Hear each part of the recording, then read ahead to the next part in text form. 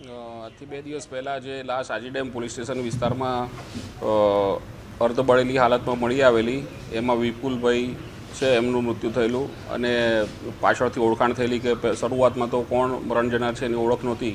ત્યારબાદ એમની ઓળખ થઈ મરણ જનાર કોણ છે અને ત્યારબાદ આરોપીને પકડવામાં આવ્યા. એમાં હકીકત એવી છે કે આ જે મરણ જનાર છે વિપુલભાઈ, એમને શામળભાઈ અને મેહુલભાઈ છે વકાતર, એમને 8 લાખ રૂપિયા આપેલા હતા.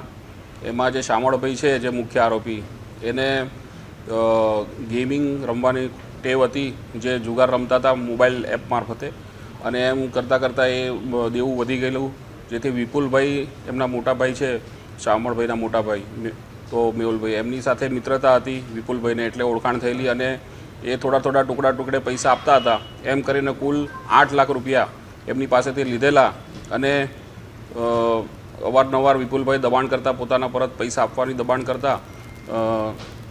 આમની પાસે પૈસા ન હોવાના કારણે આરોપીઓએ પ્લાનિંગ કરીને રિક્ષામાં બેસાડી આરોપીને અને રિક્ષાના જે ક્લચનું જે સળિયું એ છે તાર, એના વડે ગળે ટૂંપો દઈને મારી નાખેલો રિક્ષામાં અને લાશને પછી અવાવરૂ જગ્યાએ સગેવગે કરીને તેને પુરાવાનો નાશ કરવા માટે પેટ્રોલથી છાંટીને એમને બાળી દેવામાં આવેલા. એ હાલ તપાસ ચાલુ છે, એ તપાસ દરમિયાન ખુલશે. ષડયંત્ર તો એમાં એવું છે કે જે પૈસા બાબતનું જે પ્રેશર હતું આરોપી પર, અને એ આરોપી પ્રેશર સહન ન થતા, કારણ કે એમની પાસે એટલા પૈસા હતા નહીં 8 લાખ રૂપિયા, અને અવારનવાર આ કામના મરણ જનાર છે વિપુલભાઈ, એ એમની ઉપર દબાણ કરતા હતા અને એમના ઘરે પણ ઘણી વખત જઈ આવ્યા, જેના કારણે એમને કૌટુંબિક પણ પ્રેશર હતું આ આરોપીઓને કે ઘરે તમે ના આવો મહેરબાની કરીને. તેમ છતાં વિપુલભાઈ માનતા નહોતા ને એના પ્રેશરમાં આવવાથી આ આરોપીઓએ આ પગલું ભર્યું છે અને ખૂન જેવો ગુનો કર્યો છે અને એનો પુરાવાનો નાશનો ગુનો કર્યો છે.